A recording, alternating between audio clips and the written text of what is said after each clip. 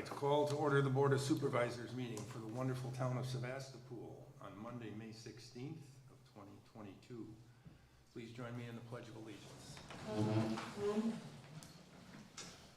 pledge allegiance to the flag of the United States of America and to the republic for which it stands, one nation, under God, indivisible, with liberty and justice for all. Thank you. Roll call. See if anybody slipped away in between our last meeting. Chairman Dan Wolfel. Oh, still here. Supervisor Jeannie Vogel. Here. Supervisor Derek Daniil. Here. Supervisor Linda Waite. Here. Supervisor Mark Hain. Here. All right. Got a chance for those in the audience to introduce themselves. Why don't we start over there? Carrie Nellis, Town of Sevastopol. Craig Nellis, Town of Sevastopol. Oh, welcome. He's Town of Sevastopol. Adam Drossart, Saratoga Springs, Utah. Jordan Rule, Green Bay. There you go. Well, thank you and welcome to our meeting. First thing on our agenda is public participation, so if there's somebody here that would like to speak for a few minutes, we will gladly give you the floor. Anyone wishing to do so? Perhaps you might like to do that, Adam? Perhaps I wouldn't, but I will. Sure. Just take a minute. And Adam, for the benefit of those who haven't met him earlier, is the gentleman that purchased the infamous and fun-loving Muscat property, which is now known as Pioneer Corner. Pioneer Corner. We could So- rename it Clipper Corner if you'd prefer, but I thought Pioneer Corner might be better. I vote no. We're not voting tonight. Oh, okay. So, Sure. So I just wanted to stop in town, and I thought I would just, meet everyone kind of face to face. I've got an application in with the county right now for rezoning. I believe that rezoning is consistent with intended land use identified by the county as well as the town plan. So we're gonna try and get some commercial rezoning along with a little bit of small estate in the back, and we can dive into that when you guys get the application. But I just wanted to make sure that all of you know that I'm approachable. If anyone has any questions along the way, would like some of the concept plans. I've engaged with Bodwin locally to complete the engineering on it. And I think we're gonna come up with something that's attractive for the area. We're really concerned about safety, as I know everyone else is. So that's our number one concern in design of this. Just so that everyone knows, I'm also the guy who built was a Century 21 building right across the street, kind of next to Grandma Tommy's. We built that with Steve Lobenstein probably a little over 15 years ago now. So we're gonna look at doing something somewhat consistent with that look, feel, the scope of that sort of a development on this land as well. So. good. I have talked with Adam as well as Steve, as well as the DOT, and I think you're all pretty much aware of that. As they work through the issues of driveway accessibility and frontage road. And Adam's, I think, got most of that resolved. There's still a couple things hanging with Steve, but it looks like they're making progress there. So I think that's good news. And if he gets his paperwork, I think he's waiting for Peter Hurst to turn something in, and then we'll probably get it in, later this month or first? Okay. I was just wondering, because we have another matter. So the next board meeting is June 20th, so I was thinking a plan commission meeting, either the week of June 6th or week 13th, or June 13th. But it all depends on when you get your application. I mean, we have meetings regularly with the plan commission, so it's entirely up to you, Adam. Yeah, we're getting everything over to the county. She just called me the other day and asked for 2 more pieces of information, specifically a copy of the email that I have from Dave Nielsen at Wisconsin Department of Transportation, where he outlined the tentative approval for the engineering to be completed for the access. So I'm going to get her that along with the drawings from Bodwin here, hopefully by the end of this week, so she has a complete packet to get to you guys. But as Dan already mentioned, I've been in touch with Rankins at C&W, Lobenstein to the south of me, of course. I've actually touched base with Zabel, which I know you're going to talk about that in a little while. Also on the north, I guess it'd be northeast corner, Mike Polish has been involved. In fact, Mike, I've let him, he's out there literally tilling the field tonight, turning over soil. So I'm working with all the landowners there, I think, quite well on maintaining the integrity of that corridor. But if anyone has any questions, again, feel free to pick up a phone, give me a call, send me an email. I'm pretty responsive to anyone if you have any questions. Good, thank you for your Thank time. you. Thanks for the time tonight. showing. Thanks. Good, Appreciate it. appreciate it. All right, anyone else wishing? I guess not. So the next thing we'll do would be approve the agenda, and we have to rely upon our clerk treasurer to have done that? And Yes. Properly the noticed? Agenda was properly noticed. All right. I fooled you on that one? It's okay. Who am I? That one. You want a motion to adopt the agenda, please? I'll make a motion to adopt the agenda. All right, motion by Mark, second by I'll second that. Jeannie. All right, all those in favor signify by saying aye. Aye. Opposed? Okay, agenda goes on. First thing we have here is the approval of minutes of the Board of Supervisors meeting from April 18th, as well as the minutes from the infamous Sevastopol Road Tour of Friday, May 6th. So we should have had a chance to take a look at them, so then we would need a motion to approve. I'll make a motion to approve and place on file the Board of Supervisors meeting minutes of April 18th, 2022, and also our road tour minutes of May Sixth. 6th, 2022. Motion by Linda, second Second. by Derek. All those in favor signify by saying aye. Aye. Opposed, motion carried. Okay, we're moving right along here. Okay, road work. I took the minutes and the notes and all the other good things, combined them together and sent them off to Thad Ash and Randy Dvorak. I'm gonna meet with Randy on Wednesday here, so if somebody really wants to ride around, try and go through what projects we have. I have held off on talking to anyone with respect to East Martin Road, because we're still doing some homework on trying to understand where we rest with that. In fact, you might offer an opinion later from your old legal days, because Wisconsin Towns Association, it's a lot of confusion. It looks like we can do it, but, you know, who knows? So, at any rate, but we're gonna look to do something with choice. I've also in there asked them what they're gonna do with the fact that we have some street signs out there that obviously are incorrect. So, they should keep a list of those, Derek, wouldn't they, from last year? We would have it too, from our last year's road tour. Oh, that's right. I should ask my clerk treasurer to dig that out. And I will give that to Randy on Wednesday, so I can have him go and check those signs, because some of those signs are really No, you have anything poor. going on? The font, everything is off track. So hopefully I'll get some feedback from Randy, which I'll share with you in terms of where we're going, and then we'll get some numbers quickly. And as soon as we do that, I might just have a brief meeting to, depending on the timing, to get that road work on its merry way. Any questions on any of that? So you're going to tour with Randy Dvorak on Wednesday, Yep. and then he's gonna come up with some estimates. Correct, him and that. And so I just want to go through, like Dunn Road, where we were at there, what we're thinking about for Rip Road, why I've given them both to the culvert, down to Weber, down to Brower, I think. So I want to just go through those things with him, talk about some of these other areas that I'd like him to touch on, and then they'll give us some numbers back. I think they're up on Washington Island this month, paving. Right? That's what I'd heard. So depending on, I don't know where we fit in the schedule, but I'll try and get some information from him and then communicate it back to you. And depending on the timing, we'll either try a special meeting or we'll delay it to our normal meeting. So Are you going to talk to him about the Whitefish boat launch at the same time? I've already talked to him about that, He and said, last time I saw him a week ago, he said he was still waiting for the phone call from you waiting for the phone call from me for what? to get back together on it, because the last thing he got from you was in the spring, you were gonna give him a call back to see when Oh, we were no, I got Randy's email. That's not, Or email, yeah, that's whatever. no, he's supposed to call me when they were gonna start construction That's of the kind of what I concrete. said to him. Well, I'll square that away on Wednesday, because I've got written proof. Well, good. So, yeah, because they have to do they were gonna start the concrete ahead of the paving because Yeah. they're on Washington Island, so. Well, I will find out this week, so we'll know what's up.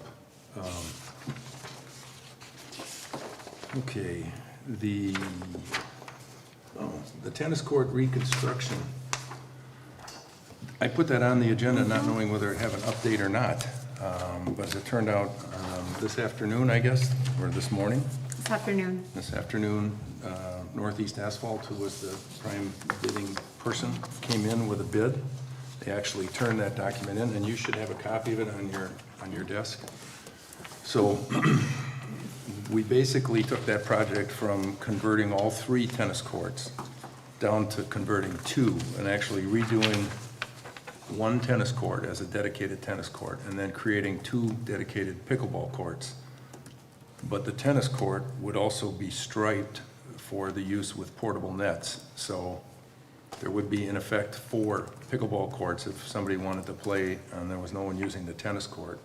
But the tennis court will also be available.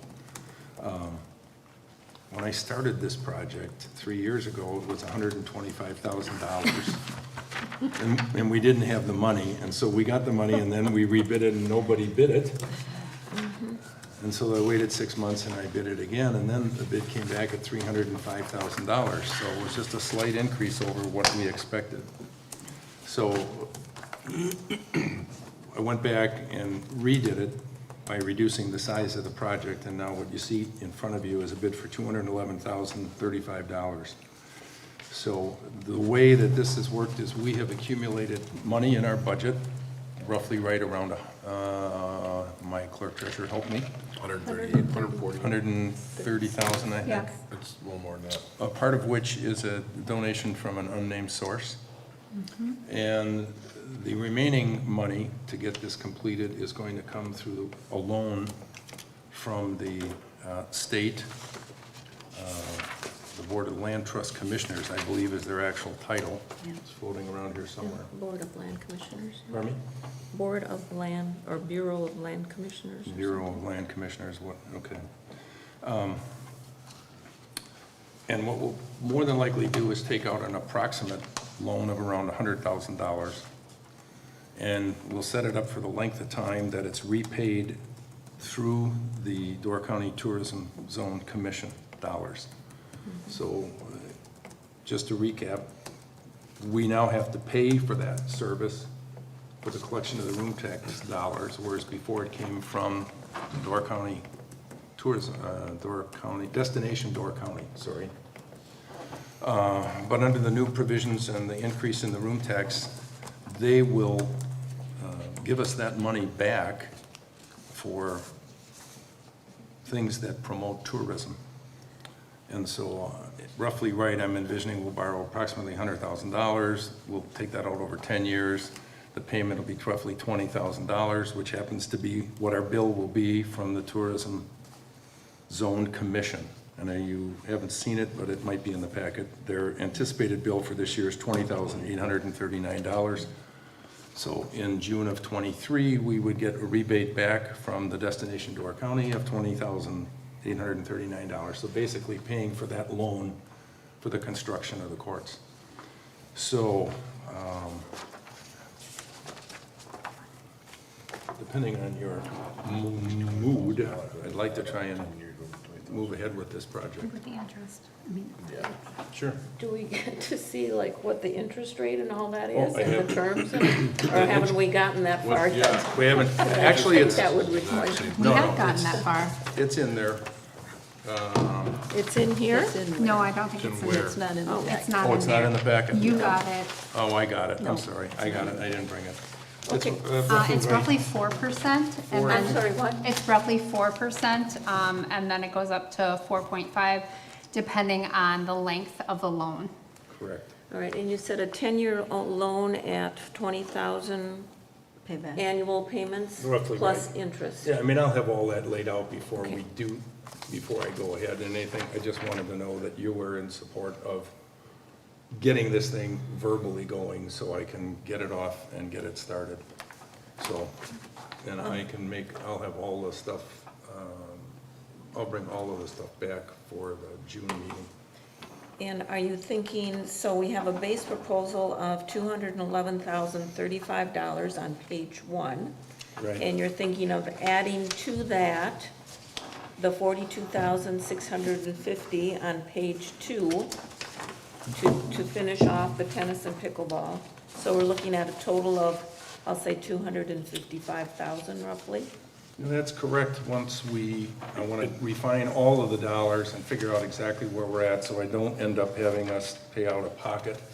So depending on what number it ends up being, we might take it for 11 years, or 12 years, or 9 years, or something. The alternate bid number one, Linda, is for the basketball court. Yes, this is for the basketball court, but it's the Well, same it says specific. to add to base bid, so this does. is the base bid. Yeah, but I'm just saying that's the. It's to basketball reconstruct court. the basketball court. The at same spec specs as the tennis pickleball courts. Okay, but it would be adaptable to pickleball. No, that would strictly be the tennis, or excuse me. That'll be on the strictly outside. So the we have basketball. we have two dedicated pickleball No, courts. well, No, one tennis, one pickleball. Isn't that what you said? no, you have, Well, you have said I was one, putting lines on the you have tennis one court. dedicated Tennis tennis court, court. right. Okay, and then that tennis court will be lined, Right. so you can put up a portable net on each side. So Right. that would give you two More. Yeah. temporary.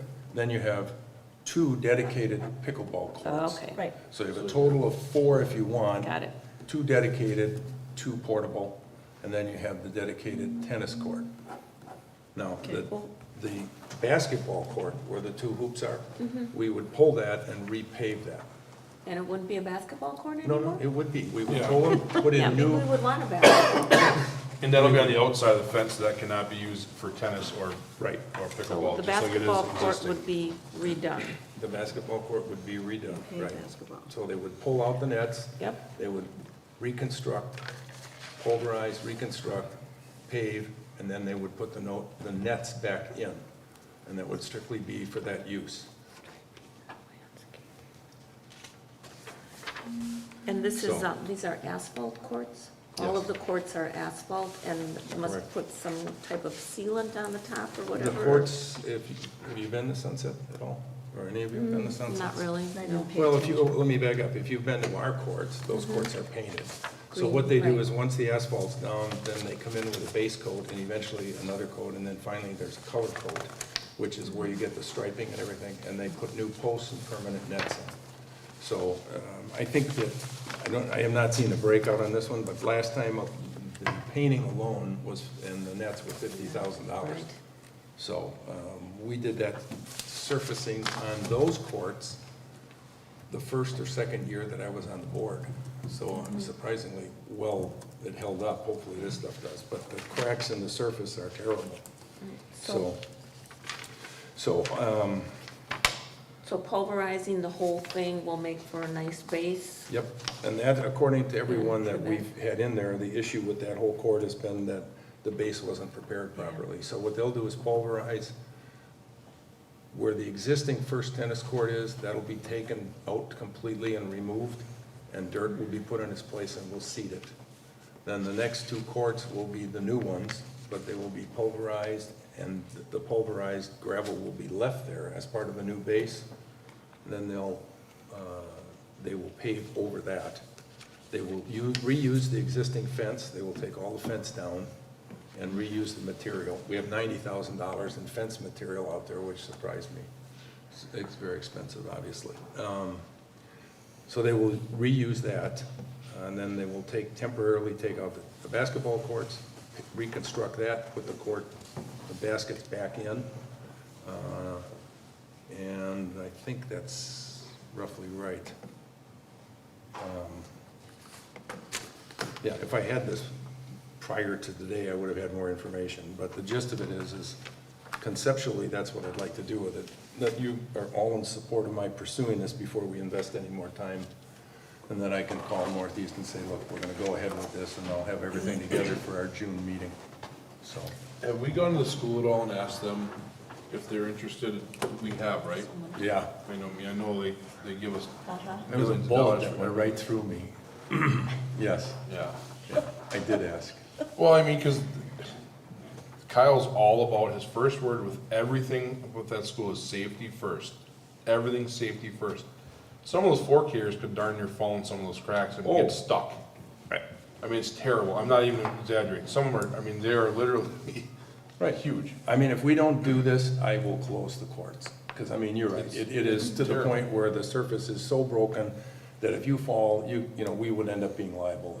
It's had its useful life. We've done many things to try to get those cracks and just We spent throwing good money away.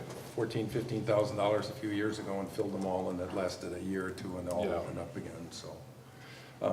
Yeah, I mean, if someone would like to approach him again, someone that's very close to him perhaps, and solicit another contribution, we'd be very grateful.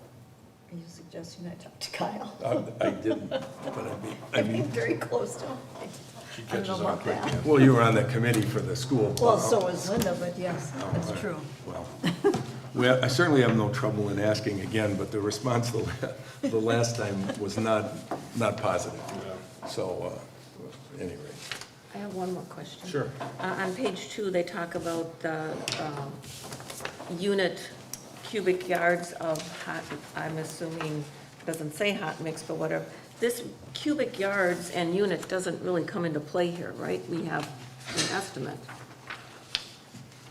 It says unit price is $64 per cubic yard for excavation and replacement.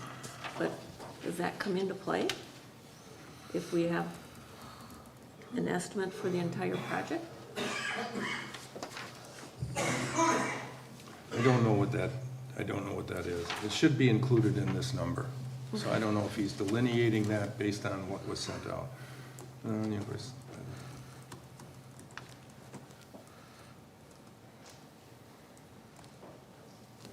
Well, we better find out if that's an additional charge. Yeah, I will find all of that out. I wonder if he's saying, It's the size of the courts that they're gonna redo, divided by the cost of the total, so, So it's already incorporated into that number? yeah, that's, I can't envision why we would turn around and do that. Unless the only other thing is, from the first iteration to the second, instead of them doing the final seeding of the grass areas, I said we would do that. They would have it rough graded, and then we have our employees seed it. So maybe he's implying that, but that'll all be laid out before we, go forward. And are we planning to do the armor cover coat too? I'm not is it sure worth about that the much? armor. That is something that the designer who did the spec is recommending, so I had him put it in there. Yeah. So So we don't know that it's a sealer that's supposed to help prevent cracking, so we'll see what happens. I want to sit down, now that we know what we have, figure out all of the dollars and cents that we have in our budget, what we have from donations, and then put that together with where the payments would be, and then come back with some final number, so, Mr. Chairman, yeah. I'd like to make a suggestion. We're improving the community so much. Have you thought of putting a very large sign up? Because this will probably take months to do, or at least take some time. A large sign up that says, Sevastopol is improving its community, or something that's self-puffery. Why not? Put on our Let people know, office sign. right on this highway, I've got a perfect location for that, as well as our town sign too, but a big painted sign can't cost too much. And it'll also answer questions, what's happening over there, and that would say, we're adding this, we're doing this, we're upgrading this, your tax dollars would work. We could do that, we also, The newsletter is also part of, we put on newsletter every right, it's been in there too, but we could also think about doing something with the, we do own a billboard, Yeah. so we could put it on our billboard too. Well, it's a good idea, we'll take a look at it and see. FLS, we have, they do banners of that size. What did we typically spend for a park banner, any idea, Mark? That was many years ago. Yeah. It was like 2.25, I believe, for the 5x7. Okay, well, we'll see. It's not, it's, 3x5. it might be worth pursuing further, so. Okay, anyone else have any questions? All right, I will bring this whole thing back with all the detail for our June meeting. would they be able to get it done this year? That was the caveat. I assume that's the case, but I did not get a chance to talk to him. I know that the original bid that we had a few months back, that one person that was gonna do the painting could not do it this year. And I noticed their name's not on this one, so I'm assuming he's got someone else that'll do the actual surface prep. That's the Munson. Yeah, so I'm guessing that's the change. Okay, the other item here that I have is a letter from Eric Zabel that he had sent to the town asking to be put on the meeting agenda. I called Eric directly. I didn't feel that it was appropriate that we have him come to the meeting, given how much discussion we have had on this particular item.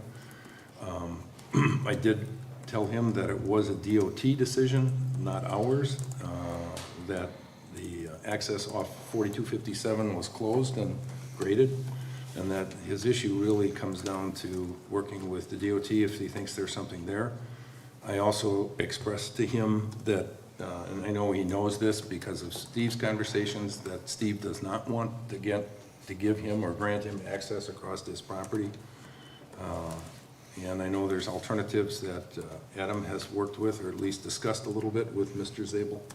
So I did not put him on there, and as I explained to him, we had done everything with the other parties that might have had some possible alternatives for him, and that, quite frankly, the cost of us to take Old Highway and bring it back to a usable road far exceeded any economic value we would receive from a dwelling on that parcel. So I have not heard back from him. I offered to talk to him at length, again, if he would like to, but I just wanted to bring you up to speed on where it resides at this time.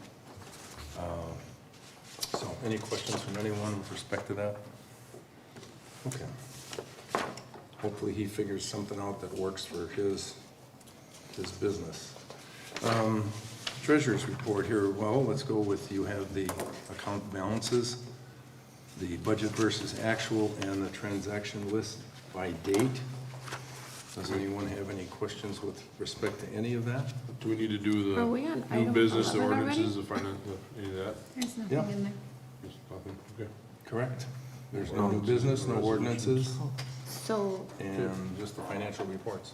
oh, well, I noticed that included in our packet was the letter from the Tourism Zone Commission outlining Our payment? our payment for administrative costs of the tourism zone. Right.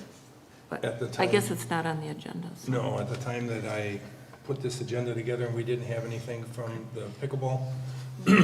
And if we did, I wanted to explain where our billings were and what our reimbursement would be. That's the reason. It was a Oh, so place, that's, okay. it was a placeholder for the discussion on the tennis court. Gotcha. So that was the reason it was there. Okay, thank you. Okay, so the financial reports, if you have any questions on that. If not, I'm sure that Amy is going to share some insights with us. Yes, Amy? Okay. Yes, we have received our charter franchise fees along with our general transportation aid. The town's snow removal budget is already at 77%. The town will host a yard sale on Saturday, June 18th from 8 to 4:30 at the town park. This is a free event for anyone to participate in, and there are spots still available. I think you just leveraged the financial report. And liberal? I did. I mean, I snuck it in are we there. making money on the, no, we're not, okay, I got it. We are, I'm not. All right. Thanks, No, we're Amy. not. I'm selling items We're at not the yard thinking. sale, and I don't Yeah. think I'm going to We make did. any money either. Why- At next month's meeting, why don't you each bring some items in, so we can maybe preview them during the, Do a Vanna White thing. okay, sounds, yeah, there you go. All right. Those old shoes. Take a motion to approve the financial reports, please. I'll make a motion to approve the financial reports. Motion by Derek, second by Second. Mark, to approve the financial reports for April 2022. All those in favor signify by saying aye. Aye. None opposed? Motion carries. All right. Everyone have a chance to sign the vouchers, bills, and claims? Yes. Any questions? A motion would be in order. I'll move to approve the vouchers, bills, and claims for the period April 19th through May 16th, 2022, as presented. Ooh, motion by Linda, second by I'll second that. Jeannie. Any questions? If not, All those in favor signify by saying aye. Aye. Aye, I'm sorry, I forgot to say aye. Opposed, none? All right, motion carries, thank you. Oral committee commission reports and minutes. You do have the communication and technology meeting minutes from April 25th. And does anyone have any oral committee reports that they would like to make? Yes? As far as the Door County Tourism Zone Commission and Destination Door County, we did finally come up with a final document with regard to the entity agreement between those two units, so that is on file. We have a Tourism Zone Commission meeting, Executive Committee meeting on Thursday with some items that we're going to look at. I also saw the reports in through February, and already room tax for February collected of 2022 was almost double of 2021. Oh, my It's God. amazing. February? For February, right. So it was like $211,000 in room tax just for February. And I attended the Destination Sturgeon Bay meeting on April 28th. They have found Carly Sarkis is leaving, and they hired 2 new people to replace her to take care of marketing at Destination Sturgeon Bay. So they always ask for a report from Sevastopol, and I said, okay, Destination Sevastopol. So I just kind of gave an overview of our short-term rental ordinance, and that permitting seems to be doing well, and that we're hope to do some pickleball courts and whatever, so. She's not wrong. Oh, and we have a Door County unit of Wisconsin Towns Association Thursday night at the town of Bailey's Harbor, so. So you have to believe that room tax collections, given the price of gas, we're gonna get an influx of people who don't wanna drive as far, as my guess. I mean, I'll venture, I could be wrong, but I think we'll have a significant increase again. Well, the market, coming from the Fox Valley, that's It's a big part of it. still the #1 market, That's the number one draw that they get. at least so far this year, Wow. so. Okay, well, thank you, Linda. You're welcome. Next, we have the county board report from our District 14 Supervisor, Mr. Zettel. Hugh?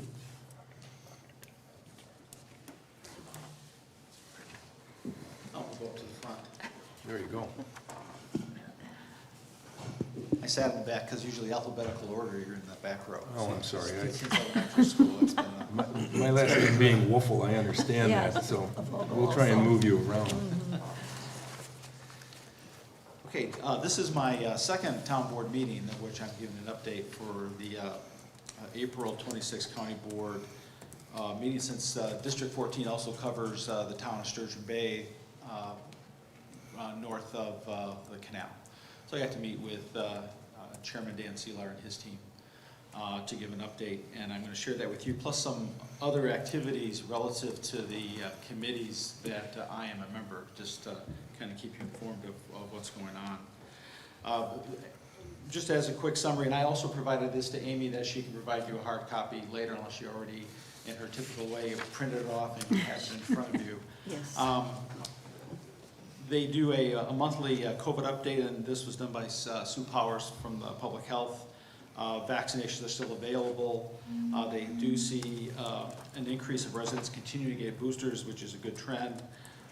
And also the BA2 variant also trending up in the county. They're consolidating the testing at Door County Medical Center and also making Bellevue Clinic available. And they also ask people to make sure they make an appointment ahead of time. As part of this process, we're kind of in a state where the COVID-19 is kind of endemic. And so I had asked Sue at this meeting about things like, do we have enough supply of antivirals like Plaxivit, and are they distributing that, and are they providing a status of inventory, so if we know that we have to treat them, we can treat folks and make sure they can stay out of the hospital, since we know the hospital gets very busy in the summer months with tourists that fall and whatnot. And so she didn't have an update at this meeting, but we hope to get that at the upcoming meeting next week, so I can provide that status. So I think that, this notion of being prepared and being proactive is something that's going to be a trend that we're going to ask public health to watch. We also did recognition of past supervisors that served in the new District 14. So I read a resolution on Biz Verley, who was 22 years in the County Board of Supervisors.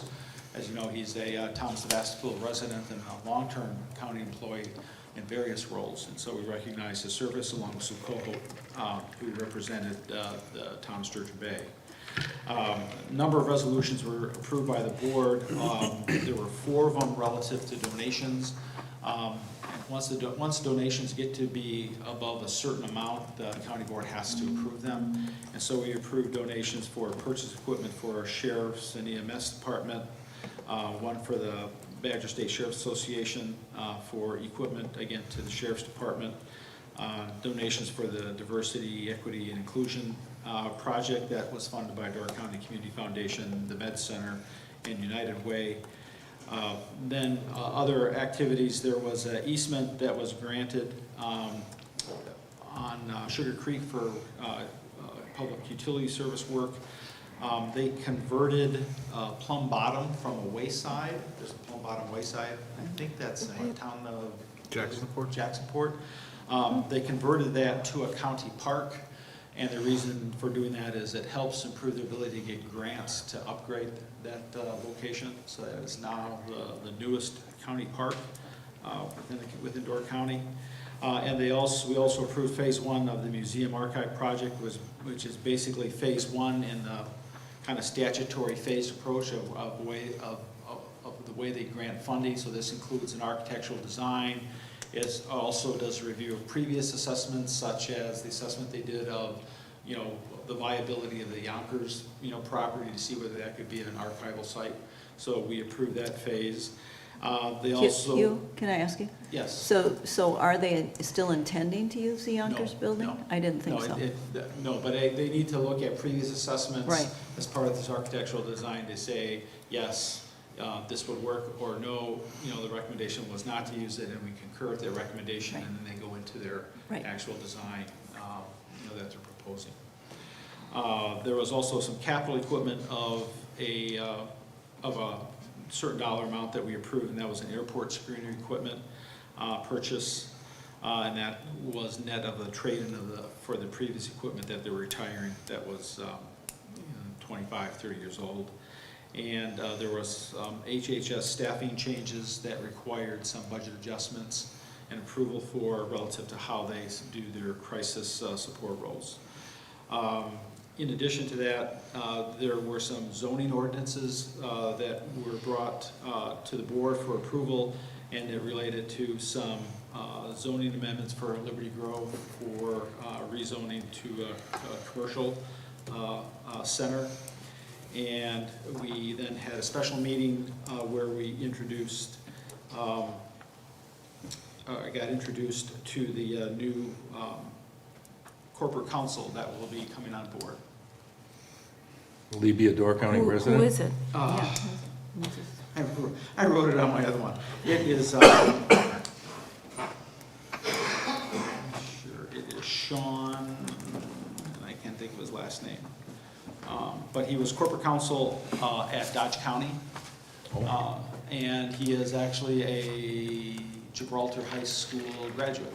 And A lot of people from this area keep coming back. And Bud Combs, who is a county board member, worked at the town of Gibraltar, also was a school bus driver, recalls him as a student that was on his bus when he was a driver, so. Kind of a flashback there, yes. Yes, matter of fact, the new Door County Economic Development leader, Michelle Laurie, that name should be familiar. If you remember Laurie Oil in Sitco, that is, her husband is Bill Laurie's son. So that's Simon a name from Creek. the past that some of us might know from the Sitco oil days. The next meeting is next Tuesday. And with that, I'll go into some of the activities I've been charged with. I am part of the emergency services and sheriff's kind of combined committee that also includes EMS, 911, or 911, excuse me, towers, as well as the emergency medical services director, Aaron's team, which I got a chance to meet and tour the facilities and talk about their challenges. One of them is a coverage gap they have between Sturgeon Bay and Sister Bay. And in their review meeting with them earlier last week, they're going to put in a budget proposal in a capital program to look at adding a station in Jacksonport. There's a kind of a service gap between, you know, Sturgeon Bay's hub, if you will, and Sister Bay's hub. You know, when you look at kind of the 10-minute, draw a 10-minute radius, you know, there's that gap in between there, Juddville, northern edge of Clark Lake, King River Lake area, which is very tough to get to from those two. And they've had a lot of success with them building that facility that's with the Bug Fire Department, and that has shortened, you know, response time substantially in the Russell's Union Gardner area. And they want to look at planning for a capital program to kind of do something similar by adding a building there. Not to add paramedic resources, but mainly just to be able to staff them there just to help shorten response time in that area. So that's something that is being teed up as a future capital program.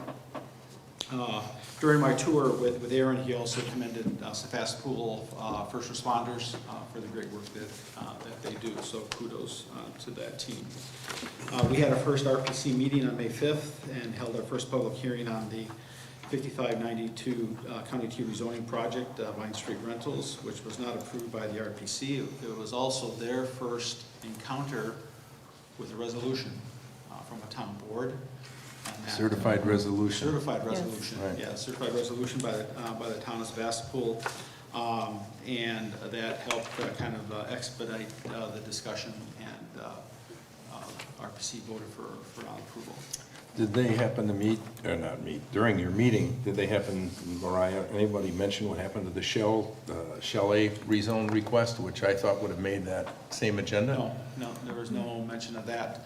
The other one that we had, that was in the previous Plan Commission meeting with the conditional use permit for the tree farm, that Right. is coming up this Thursday. Thursday.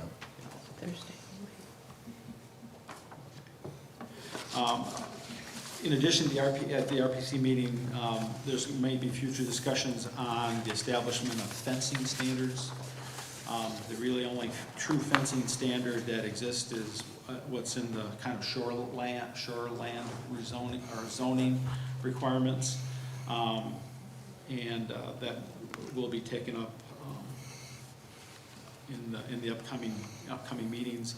We also had, there was a significant discussion on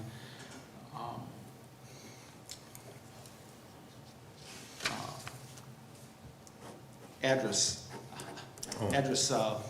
signs, Fire and numbers, getting, 911. yes, and getting them redone. The fire numbers is what I was trying to spit out. And they have kind of that teed up as a capital budget request that also are looking to use some ARPA dollars. But there was kind of mixed feelings on the RPC, and it was kind of a 2-2 vote, which basically failed a motion by Mr. Engelbert to basically, you know, put that in the capital improvement program. So it'll come back once we have our full RPC member slate. A lot of discussion is, does that capital budget request belong in the RPC, or does that belong maybe, say, with the emergency services, Sheriff's Department budget area, you know, because those are the folks that have asked for that. Right now, it's fire numbers are within the RPC, and one of the revelations was it's in their budget to kind of install new fire numbers, And one of the things that we found out was that the county sanitarians are responsible for installing the new ones. So I raised that as a concern, since that's a very skilled resource, being a registered sanitarian, and, you know, I told them I expect to be bringing them concerns about overuse of pouts and certain types of lodging establishments, and that we would really like have our sanitarians working on enforcement. Did they say why they wouldn't just use a county highway department employee or something like that? Or outsource it. If it's new, that can be part of the fee, you can outsource that work, to me. I It was think as interesting. part of the consolidation of different organizations, they just used, you know, resources that they had, but that's something that we'll be bringing back to a discussion to make sure we're using resources properly. Then on last week, we had our first broadband meeting, of which I am the chairperson for. Michelle Laurie, the new economic development leader, she is the co-chair. We identified opportunities for collaboration, and including establishment of a blueprint or playbook that municipalities can use to guide them in the process for determining how they would like to deploy or seek broadband deployment in the municipalities. There is an existing FiberNet Door website that's kind of managed by the Door County Economic Development Center, which we're going to look at kind of rebootstrapping, if you will, to kind of be a single storefront for all the various broadband collaboration activities, you know, for the municipalities, whether it's things like the presentation that Kurt Kiefer did that kind of just showed, you know, the cost savings when you look at what might be in your property taxes versus what you might save on internet usage, you know, those sorts of things, including even the contract that they're proposing to do with Insight to kind of basically make all that information available so that towns can take a look at it. Towns can also see where various grant activities are, and also some work on trying to, you know, standardize surveying work as well as GEIS analyses. There is a plan to have a summit the last week of June. The exact date hasn't been firmed up. It should be done within the next week. And that's basically to invite all the municipalities, town of Sevastopol, as well as all the other municipalities will get an invite to send attendees, again, to help start to increase the municipality collaboration along with the county on the various broadband activities. The next meeting is June 9th at 10 a.m. And so there's a draft of this blueprint draft that Jess and the team are working on that we'll review, kind of nail down a summit agenda, and then also talk about surveys and how we can kind of optimize that, and also kind of reduce, you know, concerns that have been raised at this first meeting about submitting residents to a lot of surveys du jour. And so we want to make sure that we can use the existing surveys as much as possible. My understanding is that the Finley survey got an extraordinary amount of response, a high response rate that even surprised them when they did the original study. So I'm trying to find out if that survey was done in such a way that we can actually get and pull out municipality data out of that survey, so that we can, you know, kind of see how we can use that to complement data that was done independently by some municipalities, or for those that haven't done it, the fact that, you know, there might be some data that might sway those that are on the fence, or maybe not be interested to kind of see what their constituents, you know, feedback is or desire is to get broadband. So there's some more analytical information going on that route. With that, that's kind of the update of what's going on so far. And if you have any questions, I'd be happy to entertain them. Go right ahead. I thought the estimate from Lang included installation of those new signs, but maybe not. Yes, they had an estimate, and I think there was questions that we asked them to go, Mariah to go back and take a look and just see, not only just for the installation, but also questions about could existing signposts be reused. There are also what they call neighborhood signs, with numbers underneath them, and so that, it was unclear how that was going to be managed. Just with this discussion about, how existing resources are being used in the sanitarian department, just, can we look at changing look at the estimate and also look at the strategy for, who could deploy that and kind of outsource that, especially if it's new building, new construction. That's a pretty transparent fee to say, hey, we outsource this is the firm that, does it, they call the Dayers hotline and place it in the right, right of way, and so it's something that you can kind of, wrap a number on that's consistent, and then outsource that so you're freeing up your county resources to do their proper role. And then, I may have mentioned this to you before, Hugh, but out at the Justice Center, so we have this nice entrance with this natural-looking sign and Door County Justice Center. And then you drive in, and then there's these two 980 homes. modular homes or trailers just before you get to our nice-looking Justice Center off on the right-hand side, the southern side. I don't know who decided that that was the right placement, but it's the first things that you see when you drive in. Could you at least do some landscaping or something? Or I don't know if that was just, okay, this is the most convenient spot where we can keep an eye on the residents. I'm not sure, but Well, the county is. it looks, They changed the law a number of years ago and required that any 980 people had to come back to the county they came from. right. And Yeah, that- I understand that, And but that required them to find eligible places, and they couldn't get any, so they ended up putting it on county property. But I agree with you. It The only looks- good news is they get a lot of police. well, they're not going to get away with supervision. anything because they're Yeah. right out in the open, but But it is maybe bad. put some landscaping or tree planting or something in the budget I'll because. ask Mariah if that's under her purview to make sure it's, properly landscaped. Oh, yeah, it's, Well, even the location was surprising. That's a huge piece of property. Isn't It- there? right. Couldn't it have Yeah, I think been there's put like back a 80 little bit? acres or I mean, something. it's just strange. Anyway, it could have been put behind the municipal building. Well, it's Yeah, I just know. not right out there. are they you. movable or are they on a foundation? I have no idea.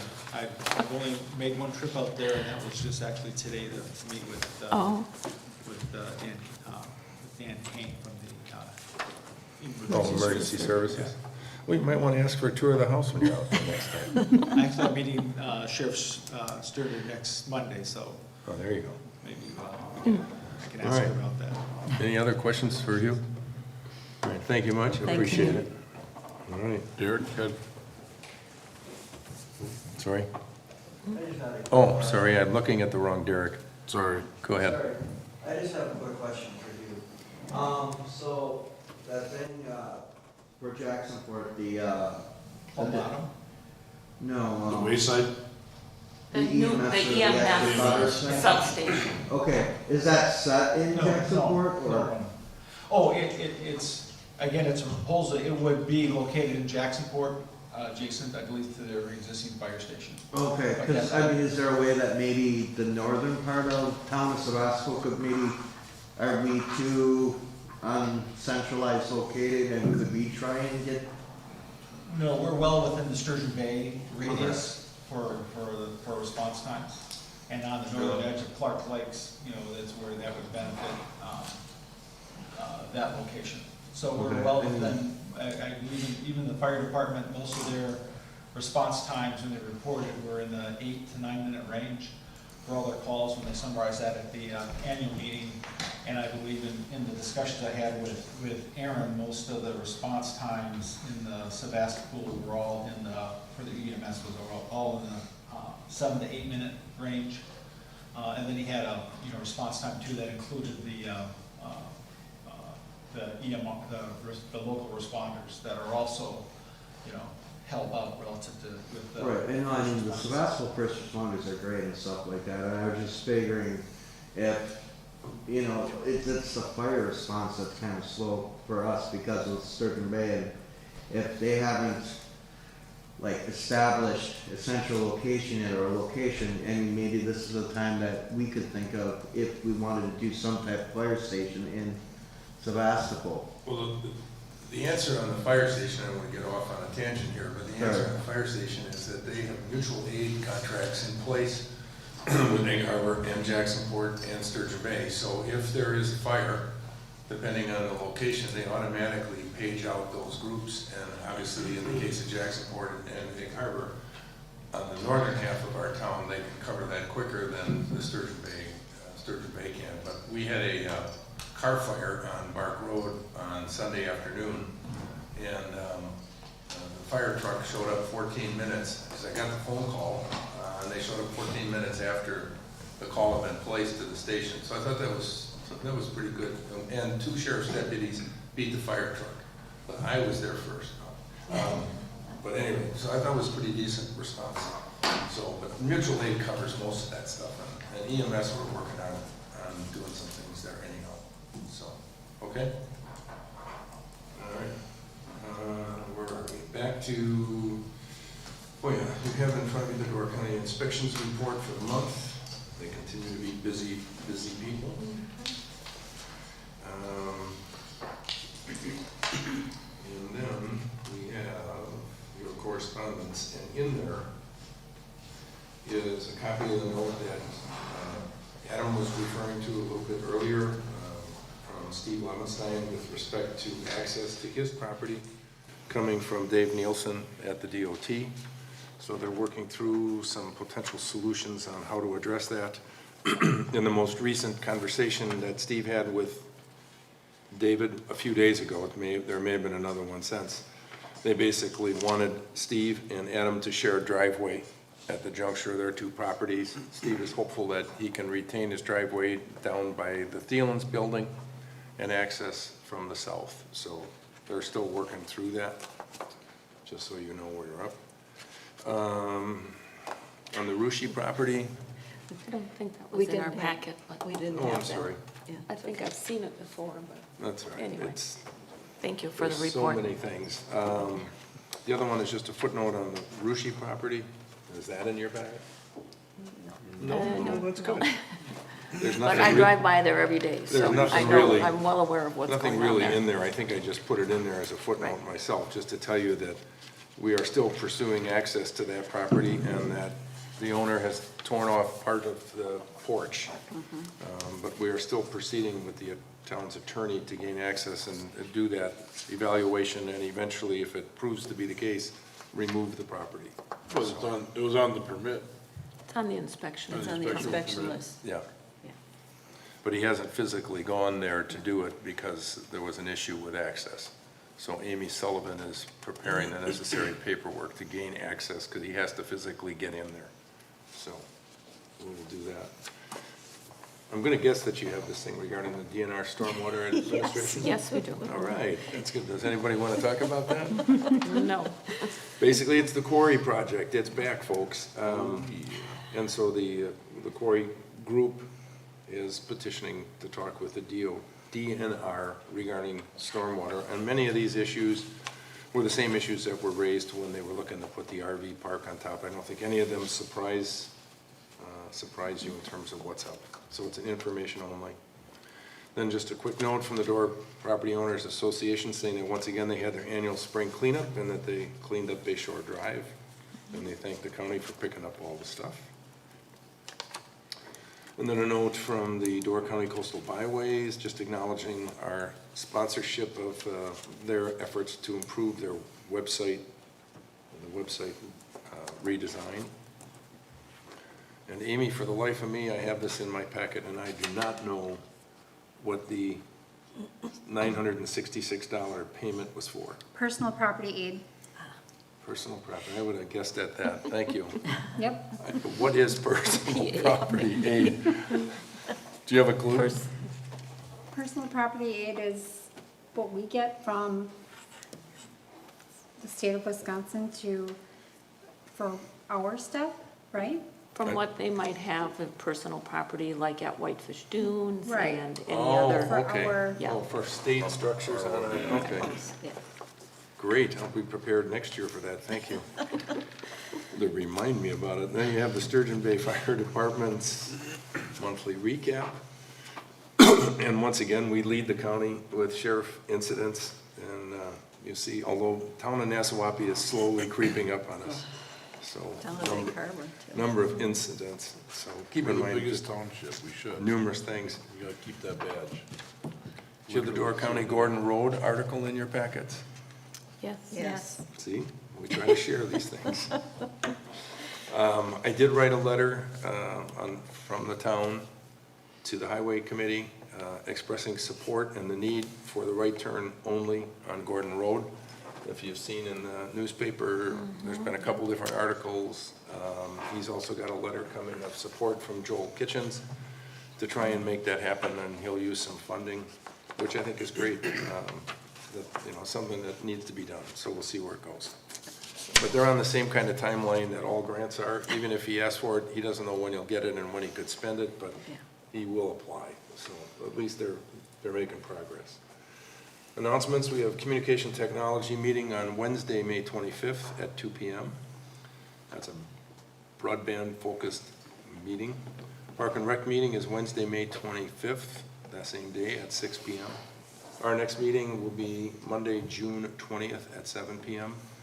And the open book assessments for 2022 will be done here at the Town Hall on Friday, June 24th. So if you want to talk to the assessor, this is your opportunity to do so before the Board of Review. And this is at Friday, June 24th at 10 a.m. So, anything else that anyone has? Is something surprising me? Is there something in your packet now that I don't have? No? Okay, then hearing nothing, the next thing would be a motion to adjourn. Motion to adjourn. All right, Second. all right. Derek and Mark, all those in favor signify by saying aye. Aye. We are adjourned.